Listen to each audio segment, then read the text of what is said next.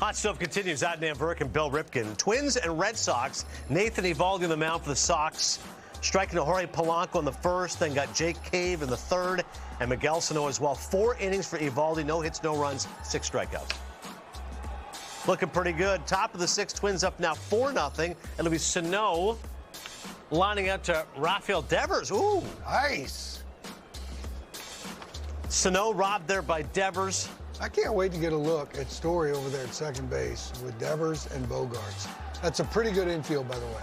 Yeah, I kept thinking, like, they're set at left. And by the way, Devers can do that. Oh, yeah. First home run of the spring. Guy hit 38 a season ago. Was a Silver Slugger winner at third base. Twins win this one 10-4 is your final. Orioles and Yankees, top of the 4th. The Yankees have 1-0. Runner on for Gleyber Torres. That's his first home run of the spring. 3-0 for the Yankees.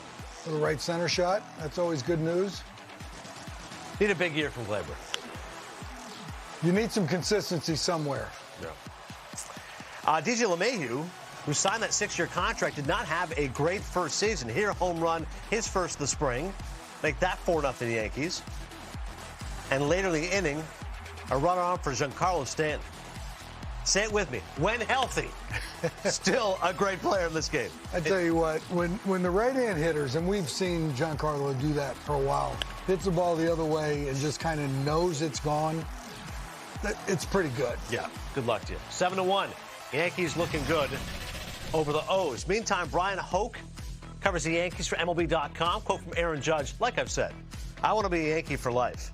The reason we're talking about this is Judge is a free agent after this season. He and the Yankees talking about an extension, also potentially going to arbitration. So it feels like, Bill, it's fairly straightforward. Judge wants to be there. Obviously, he's their best Yankee. He's their best position player, right. No doubt about it. Critical of that offense. Just get the deal done. And I think the longer it goes, because Judge has said, I'm not going to negotiate once the season begins. So you've got 2 weeks now to get this thing done. Otherwise, you go arbitration. Feelings get hurt. Could get a little messy. Yeah, look, there's a couple things to unravel there. One thing, is he the best position player the Yankees have? Yes. But also, is he like Mr. Yankee? You kind of look at Judge when he came up, very much Jeter-like, says the right thing, doesn't get too excited about anything. You just like him in the pinstripes. You see the 99 on his back, and you go, okay, this is going to be here for a while. Mm-hmm. So that's first. The second thing would be, okay, Aaron, if you want to be a Yankee for life, Hal Steinbrenner came out last week and said, okay, we're going to get this done. To me, the hard part's over. Mm-hmm. If we have two sides that agree, in principle, this is what we want to happen. You move a little, I move a little, we meet in the middle. Now we just kind of figure out how to make it work. So I would love to be able to see that.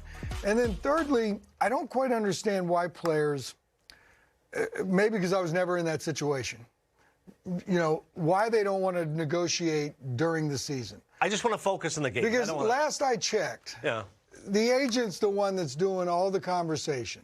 And if you have faith in your agent and trust in your agent, you should be able to carry on conversations, agent and ownership-wise, during the season without even including this. You already know what you want. Yeah.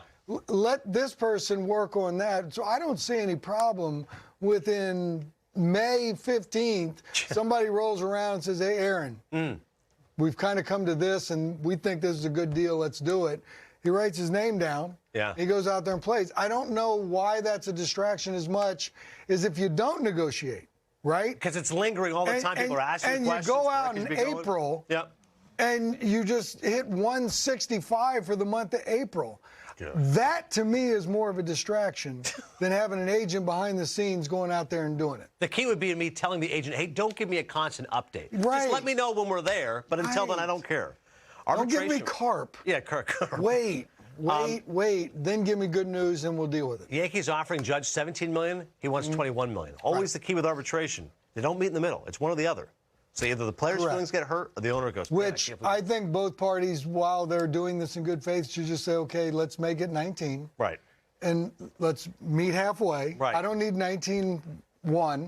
I don't need that to be the win. Let's just make this thing work, and there's a measure of good faith on both sides. I'd be terrible. That'd be a good way to start. Yeah, I'd be terrible in arbitration because I'm so sensitive. If I was there, I'm like, you're not sensitive. You don't know the real me. We continue more highlights right now. Angels and Padres. Top of the first, Mackenzie Gore strikes out Tyler Wade. First strikeout of the day for Gore. This Padres pitching is interesting. If guys are healthy, they could be good. Gore could be a guy who steps up. Darvish, Snell, Paddock, Clevenger. But there are also guys with some question marks. Meantime, Jorge Alfaro, that's a home run to center. Padres up 1-0 up at A.J. Ramos. By the way, Gore looked great. He did have 5 strikeouts, only 1 hit allowed. And still in the bottom of the 5th, Manny Machado, base hit to left. Nomar Mazara scores. Padres up 2-0. Manny had a great year a season ago. They'll have to carry the load without Tatis for the first part of the season. And then the bottom of the 6th, Jimmy Herget pitching against the former Yankee Luke Voit. Line drive to left, Voit in for a double, and the Padres win this one 3-0 is your final. A year ago, Padres and Dodgers, we thought that would be the big matchup in the West. Giants said, hang on a second. Hold my beer. 107 wins. We got this division on lock. It's crazy, Rip. I look back. Padres won 79 games last year. Right. You thought they might be 90, 95. No, right. 79 wins. Yeah. You're a sub-500 team, and you've got the very dynamic, very charismatic Fernando Tatis missing the first few months. Right.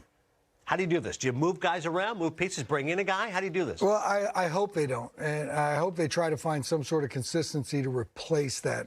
We watched Manny on the highlight drive in the run and said he's going to have to carry the load while Fernando's out. Yeah. Well, he's very capable.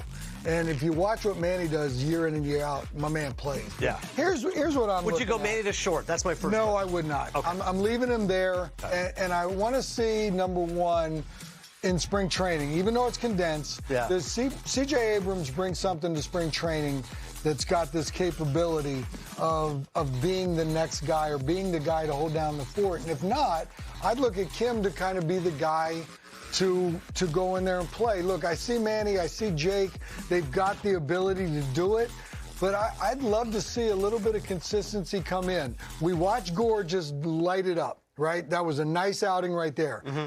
The pitchers are going to be better if we put somebody at shortstop day in and day out to replace Fernando Tatis while he's gone that provides us the ability to catch the ball and throw the ball across the diamond to first base in time. And I think if, all's been talked about with Hosmer at first base, the guy can play. I'm a fan of him, and I think you got something there. I think Cronenworth can play second. Mm-hmm. We know Manny's going to play third every day because that's what he does. He posts. Let's find somebody that can play the shortstop position for 3 months and hope it's 3 months. Yeah. Right? They say he's a quick healer. Okay.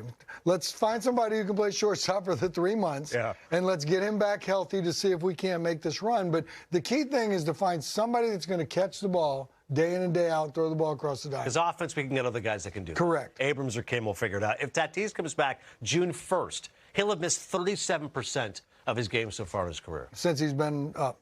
That's not kind of what you want when you're looking at that dude to be the face of the franchise moving forward, because we know what the dude's capable of when he's on the field. Stud.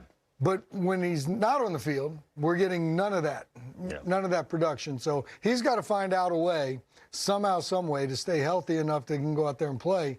I don't need 160 out of him. Right. Those days are gone in the world in baseball and the thought process in the first place. Mm-hmm. I need 150 out of him. Yeah. That's what I want. 130 at this point. No, I need 150. Okay, that's what I want. If I'm giving you 340, you got to play 150. Right. Other highlights here for you. White Sox and the Rangers. The Rangers news story. Yeah, super slow-mo, nice and dramatic, exciting. Corey Seager rolling in. Oh, man, this is cinematic. I love it. Bottom of the first, Rangers trailing 4-0. Seager, solo home run to left center. That's his second home run already this spring as the Rangers cut the lead to 4-1. And that's Mitch Garver. Yeah, Garver solo home run to left. Ooh. Rangers go back-to-back. First homer of the spring training. He had 2 in the day, actually. Rangers cut that lead to 4-2, and then they just went crazy. They won this game 14-5 as the offense showed up in a big way against the White Sox. It's interesting. When you look at Texas, you always generally think of, that ballpark, a lot of offense. No, the new ballpark, pitching park. We got some good pitching. The bats were anemic a season ago. No problem. We'll get you Seager. We'll get you Simeon. Let's get back to scoring some runs. So let's see if it was the ballpark or, shall we say, the players that were playing in the ballpark. Right. Because there are guys that can hit them, and they will stay hit, right? Mm-hmm. And look, the additions of Seager and Simeon, whether you put them in the 1-2, the 2-3, the 3-4, however you want to dice it up to get this thing going, that's a nice back-to-back tandem that you add an awful lot of thump. Simeon has proved that he's a durable guy, he plays every day. Seager's had some times where he's been a little bit nicked up, but when he's not nicked up, That's about the dude you want going out there and playing every day for you. So let's see if this lineup can actually fix that ballpark image as far as being a hitter/pitcher's ballpark, because I think with the hitters they've added, they might turn it into a hitter's park. And I need a number 3 hitter with a name like Nathaniel. Yeah. You know, call me Nate? No, I'll go with Nathaniel. Nathan? No, Nathaniel. What do they call you? Adman. Okay. Still to come. They call him Jeremy Affelt. When we come back here to Hot Stove, former pitcher. Look at what he's got. Well, brewing company now going on here. That's right. Yeah.